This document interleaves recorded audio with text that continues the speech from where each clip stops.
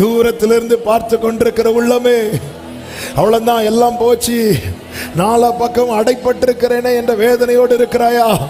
கர்த்தர் உனக்கு வாக்கு தந்ததுண்டானால் அவர் வருவார், உன்னிடத்தில் வருவார், ரட்சிக்க வருவார், தப்புவிக்க வருவார், விடுவிக்க வருவார், தூக்கிவிட வருவார், அடைக்கலத்திலே வைக்க வருவார். என்னை விட்டுட்டு போக மாட்டார்.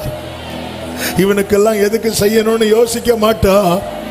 என் ஆண்டவர் ஒரு விசை சொன்னதை மறுவிசை மாற்றுகிறவர் அல்ல.